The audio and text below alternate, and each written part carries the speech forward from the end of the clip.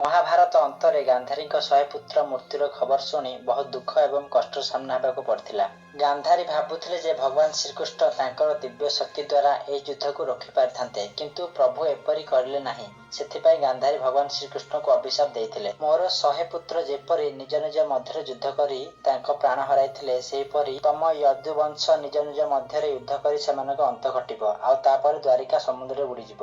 ସମୟ ଅତିବାହିତ ହେଲା। 36 ବର୍ଷ ପରେ ଗାନ୍ଧାରୀଙ୍କ ଅଭିଶାପ କାମ କରିବାକୁ ଲାଗିଲା। ନିଜ ନିଜ ମଧ୍ୟରେ ୟଦୁବଂଶ ଯୁଦ୍ଧ କରି ଲୋପ ପାଇବାକୁ ଲାଗିଲା। ପରେ ଦ୍ୱାରିକା ସମୁଦ୍ର ମଧ୍ୟରେ ଡୁବିଗଲା। ଗୋଟିଏ ଦିନ ଭଗବାନ ଶ୍ରୀକୃଷ୍ଣ ନଦୀ ପାଖ ଏକ ବୃକ୍ଷ ତଳେ ଶୋଇଥିଲେ। ସେହି ଦିନ ଜାରା ନାମକ ଏକ ଶିକାରୀ ଜଙ୍ଗଲକୁ ଆସିଥିଲା ଓ ସେ ଭଗବାନ ଶ୍ରୀକୃଷ୍ଣଙ୍କୁ ଲାଲ ଚମକିଥିବା ପାଦକୁ ହରିଣ ଭାବି ଏକ ତୀର ଲକ୍ଷ୍ୟ ଭେଦ କଲେ। ତାପରେ ଜାରା ଦେଖିଲେ ଯେ ତାର ତୀର କୌଣସି ହରିଣ ଦେହରେ ନ ଲାଗି ଭଗବାନ ଶ୍ରୀକୃଷ୍ଣଙ୍କ ପାଦରେ ପଶି ଯାଇଥିଲା। ପରେ ଜାରା ବହୁତ ଦୁଃଖ ପ୍ରକାଶ କଲେ। ତାର ଭୁଲକୁ ବୁଝିପାରି ସେ କହିଲେ, ହେ ପ୍ରଭୁ, ମତେ କ୍ଷମା କରିଦିଅ। ମୋର ଅଜାଣତରେ ବହୁତ ବଡ଼ ଭୁଲ ହୋଇଗଲା। ମୋର ଏହି ପାପକୁ ମୃତ୍ୟୁ ଦଣ୍ଡ ବି କମ୍। ଭଗବାନ ଶ୍ରୀକୃଷ୍ଣ କହିଲେ, ଜାରା, ତମେ କୌଣସି ପ୍ରକାର ଅପରାଧ କରିନ। ତମେ ତ୍ରେତୟା ଯୁଗରେ ବାନର ରାଜା ବାଳିଥିଲ, ଯାହାକୁ ମୁଁ ଏକ ବୃକ୍ଷ ପଛପଟେ ରହି ବଧ କରିଥିଲି, ଯାହାକି ଯୁଦ୍ଧଭୂମି ନିୟମର ବିପରୀତ ଥିଲା। ମୋର ମୃତ୍ୟୁ ଆଗରୁ ଲେଖା ହୋଇଥିଲା ଯେ ତମରି ହାତରେ।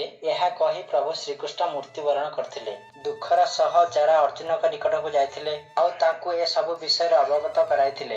ଏହି ସବୁ କଥା ଶୁଣି ଅର୍ଜୁନ ଅତ୍ୟନ୍ତ ଦୁଃଖର ସହ ଭଗବାନ ଶ୍ରୀକୃଷ୍ଣଙ୍କ ଦେହର ଅନ୍ତିମ ସଂସ୍କାର କଲେ। ପ୍ରଭୁଙ୍କ ପୁରା ଶରୀର ଜଳିଗଲା, କିନ୍ତୁ ହୃଦୟକୁ ଛାଡ଼ିକି, ଯାହାକି ଜୀବନ୍ତ ଓ ଦିବ୍ୟ ଥିଲା। ଅର୍ଜୁନ ସେହି ହୃଦୟକୁ ଏକ ବଡ଼ କାଠ ଉପରେ ଦିବ୍ୟ ହୃଦୟକୁ ରଖି ସମୁଦ୍ରରେ ଭସାଇ ଦେଇଥିଲେ। ସେହି ଦିବ୍ୟ ହୃଦୟଟି ନଦୀରେ ଭାସୁଥାଏ। ବହୁତ ସମୟ ପରେ ଓଡ଼ିଶାର ମହାନଦୀ ତଟରେ ପହଞ୍ଚିଲା। ସେଇଠି ସପ୍ର ନାମକ ଏକ ଆଦିବାସୀ ସମ୍ପ୍ରଦାୟ ଥିଲା। ବିଶାବାସୁ ଥିଲେ ଆଦିବାସୀ ସମ୍ପ୍ରଦାୟର ପ୍ରଧାନ, ଆଉ ତାଙ୍କେ ଭଗବାନ ଶ୍ରୀକୃଷ୍ଣଙ୍କ ଦିବ୍ୟ ହୃଦୟକୁ ପାଇଥିଲେ, ଯେଉଁଥିରୁ ଦିବ୍ୟ ଶକ୍ତି ଚମକୁଥାଏ। ବିଶାବାସୁ ଏହି ଦିବ୍ୟ ଚମକୁ ବୁଝିପାରି ଏକ ଗୁମ୍ଫାରେ ନୀଳମାଧବ ରୂପେ ସେହି ହୃଦୟକୁ ପୂଜା କରୁଥିଲେ। ଆଦିବାସୀ ସମ୍ପ୍ରଦାୟ ବିନା କାହାକୁ ବି ଏହି କଥାର ଖବର ନଥିଲା। ସେହି ସମୟରେ ଅବନ୍ତିକାର ଇନ୍ଦ୍ରଦ୍ୟୁମ୍ନ ନାମକ ଏକ ରାଜା ଥିଲେ। ସେ ଭଗବାନ ବିଷ୍ଣୁଙ୍କ ବଡ଼ ଭକ୍ତ ଥିଲେ। ସେ ସବୁବେଳେ ଭଗବାନ ବିଷ୍ଣୁଙ୍କୁ ଆରାଧନା କରୁଥିଲେ। ଗୋଟିଏ ଦିନ ଏକ ଦିବ୍ୟ ଋଷି ତାଙ୍କ ରାଜପ୍ରସାଦକୁ ଆସିଥିଲେ। ରାଜା, ଓଡ଼ିଶାରେ ଭଗବାନ ବିଷ୍ଣୁଙ୍କ ପୂଜା ନୀଳମାଧବ ରୂପେ କରାଯାଏ। ଓଡ଼ିଶାର ଏହି ପବିତ୍ର ସ୍ଥାନକୁ ଖୋଜିବା ଦରକାର। ରାଜା ଅତ୍ୟନ୍ତ ଖୁସି ହୋଇଥିଲେ ଆଉ ରାଜା ଯଥାଶୀଘ୍ର ବ୍ରାହ୍ମଣ ପୂଜାରୀ ବିଦ୍ୟାପତିଙ୍କୁ ଓଡ଼ିଶା ଯାଇ ନୀଳମାଧବକୁ ଖୋଜିବାର ଆଦେଶ ଦେଇଥିଲେ। ରାଜାର ଆଦେଶ ପାଳନ କରି ବିଦ୍ୟାପତି ଓଡ଼ିଶା ଯାତ୍ରାରେ ବାହାରିଲେ। ଏକ ଲମ୍ବା ଏବଂ କଠିନ ସମୟରେ ଓଡ଼ିଶା ପହଞ୍ଚିଲେ। ପହଞ୍ଚିବା ପରେ ଗୁପ୍ତ ସୂତ୍ରରେ ଜାଣିପାରିଲେ ଯେ ଆଦିବାସୀ ସମ୍ପ୍ରଦାୟର ଲୋକମାନେ ଏକ ବୃହତ୍ ଗୁମ୍ଫା ଭିତରେ ନୀଳମାଧବକୁ ପୂଜା କରୁଛନ୍ତି। ବିଦ୍ୟାପତି ମହାନଦୀ ତଟରେ ପହଞ୍ଚି ଆଦିବାସୀ ରାଜା ବିଶାବାସୁଙ୍କ ନିକଟରେ ପହଞ୍ଚି ବିଦ୍ୟାପତି କହିଲେ, ମହାଶୟ, ମତେ ସେହି ଦିବ୍ୟ ପୂଜାର ମାର୍ଗ ଦେଖାନ୍ତୁ। ମୁଁ ଏହି ଜାଗାକୁ ବହୁତ ବିଶ୍ୱାସ ସହିତ ଆସିଅଛି। ବିଶାବାସୁ ଉତ୍ତର ଦେଲେ, ମତେ କ୍ଷମା କରନ୍ତୁ ମହାଶୟ, ମୁଁ ତମକୁ ସେହି ସ୍ଥାନକୁ ନେଇପାରିବି ନାହିଁ। ଏହିପରି କଥା ଶୁଣି ବିଦ୍ୟାପତି ଅତ୍ୟନ୍ତ ଚିନ୍ତାରେ ପଡ଼ିଗଲେ ଆଉ କହିଲେ, ମୁଁ ଏବେ କଣ ବା କରିବି? ଯଦି ମୁଁ ଏମିତି ଯିବି, ରାଜାଙ୍କୁ କଣ ଉତ୍ତର ଦେବି? ମତେ ଆଉ କେଉଁ ଉପାୟ ଚିନ୍ତା କରିବାକୁ ପଡ଼ିବ? ପରେ ବିଦ୍ୟାପତି ସେହି ଗାଁରେ ରହିବାକୁ ଲାଗିଲେ। ସେଠି ତାଙ୍କୁ ବିଶାବାସୁଙ୍କ ଝିଅ ଲଳିତା ସହ ପ୍ରେମ କରିବାକୁ ଲାଗିଲେ ଆଉ ସେ ଦୁଇ ଜଣ ବିବାହ କଲେ।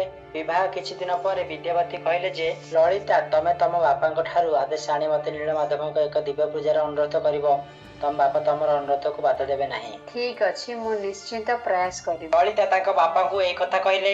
ବିଶାବାସୁ କହିଲେ, ଠିକ୍ ଅଛି, ମୋର ଗୋଟିଏ ସର୍ତ୍ତ ଅଛି ଯେ ବିଦ୍ୟାପତି ତାଙ୍କ ଆଖିରେ କଳାପଟି ବାନ୍ଧି ସେ ଜାଗାକୁ ଯିବେ। ବିଦ୍ୟାପତି ତାଙ୍କ କଥାରେ ରାଜି ହେଲେ, କିନ୍ତୁ ଚତୁର ସହ ସୋରିଷର କିଛି ଶସ୍ୟ ତାଙ୍କ ସହ ନେଇ ଯାଇଥିଲେ, ଯାହା ଫଳସ୍ୱରୂପ ସେ ରାସ୍ତା ସନ୍ଧାନରେ ତାର ବ୍ୟବହାର କଲେ। ଗୁମ୍ଫାରେ ପହଞ୍ଚି ବିଦ୍ୟାପତି ନୀଳମାଧବଙ୍କ ଦିବ୍ୟ ମୂର୍ତ୍ତି ଦେଖିଲେ ଆଉ ସେଠି ମନ୍ତ୍ରମୁଗ୍ଧ ହୋଇଗଲେ। ସେଠାରୁ ପହଞ୍ଚି ରାଜା ଇନ୍ଦ୍ରଦ୍ୟୁମ୍ନଙ୍କ ସବୁ କଥା କହିଲେ। କିଛି ସମୟ ଅତିବାହିତ ହେଲା।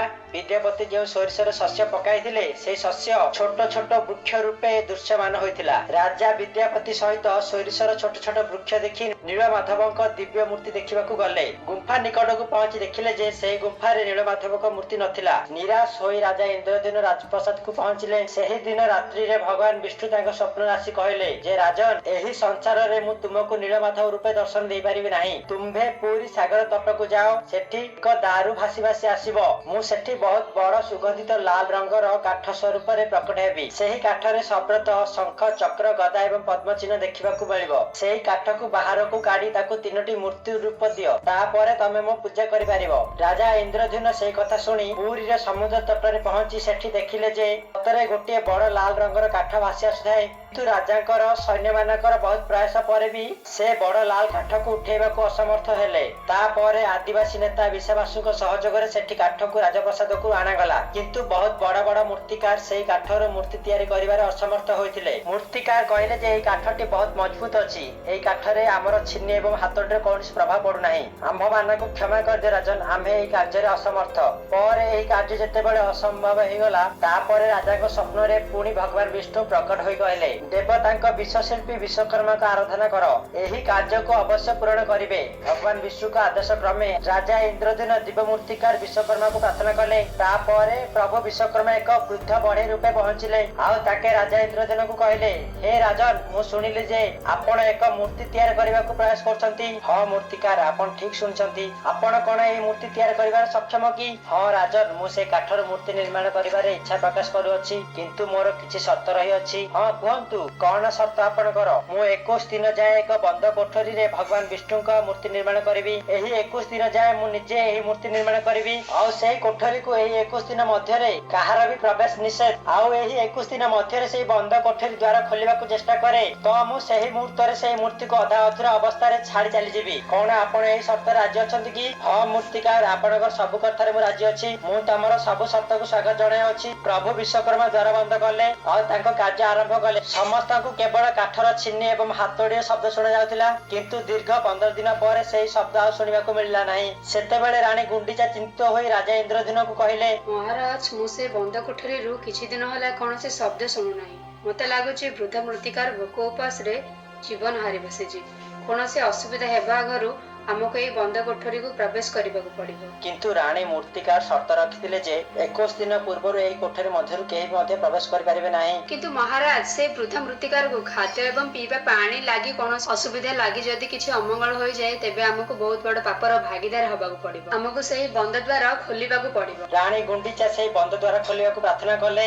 ଅନ୍ତରେ ଦ୍ୱାର ଖୋଲାଗଲା। ତାପରେ ଜଣା ପଡିଲା ଯେ ଭଗବାନ ବିଶ୍ୱକର୍ମା ବୃଦ୍ଧ ମୂର୍ତ୍ତିକାର ରୂପେ 3ଟି ଅଧୁରା ମୂର୍ତ୍ତିକୁ ଛାଡି ବିଶ୍ୱକର୍ମା ଅଦୃଶ୍ୟମାନ ହୋଇଗଲେ। ରାଜା ଇନ୍ଦ୍ରଦ୍ୟୁମ୍ନଙ୍କୁ ବିଶ୍ୱକର୍ମାଙ୍କ କଥା ନ ଶୁଣିବାର ଏବଂ ତାଙ୍କ ସର୍ତ୍ତକୁ ନ ମାନିବାର ବହୁତ ବଡ ଦୁଃଖ ହେଲା। ସେଇଥିପାଇଁ ଭଗବାନ ଜଗନ୍ନାଥଙ୍କ ହାତ ଏବଂ ଗୋଡ ଅଧା ଅଧୁରା। ଯେତେବେଳେ ରାଜା ଇନ୍ଦ୍ରଦ୍ୟୁମ୍ନ ସେ ଅର୍ଦ୍ଧନିର୍ମିତ ମୂର୍ତ୍ତି ପାଖକୁ ଗଲେ, ସେ ଜାଣିପାରିଲେ ଯେ ତାଙ୍କୁ ଏକ ହୃଦୟର ଧକ ଧକ ହେବାର ଶବ୍ଦ ଶୁଣାଗଲା। ସେ ଜାଣିପାରିଲେ ଯେ ମୂର୍ତ୍ତି ଭିତରେ ଶ୍ରୀକୃଷ୍ଣଙ୍କ ହୃଦୟ ଅଛି। ରାଜା ଇନ୍ଦ୍ରଦ୍ୟୁମ୍ନ ସେହି 3ଟି ଦିବ୍ୟ ମୂର୍ତ୍ତିକୁ ସ୍ଥାପନ କଲେ, ଯାହାକୁ ଆଜି ଆମେ ଭଗବାନ ଜଗନ୍ନାଥ ଏବଂ ଭଗବାନ ବଳଭଦ୍ର, ଦେବୀ ସୁଭଦ୍ରା ନାମରେ ଜଗନ୍ନାଥ ଧାମ ପୁରୀରେ ପୂଜା ପାଉଛନ୍ତି। ଭଗବାନ ଜଗନ୍ନାଥ ରୂପରେ ପୁରା ବିଶ୍ୱରେ ଏକମାତ୍ର ଜୀବନ୍ତ ଦେବତା ରୂପେ ପୂଜା ପାଉଛନ୍ତି, ଯିଏକି ନିଜ ଭକ୍ତଙ୍କ କଥା ଶୁଣି ତାଙ୍କୁ ସବୁ ଦୁଃଖ କଷ୍ଟରୁ ଉଦ୍ଧାର କରୁଛନ୍ତି। ଜୟ ଜଗନ୍ନାଥ, ଜୟ ନୀଳମାଧବ। କମେଣ୍ଟରେ ଜୟ ଜଗନ୍ନାଥ ଲେଖି ଭିଡିଓଟି ଭଲ ଲାଗୁଥିଲେ ଲାଇକ୍, ସେୟାର, ସବସ୍କ୍ରାଇବ କରନ୍ତୁ।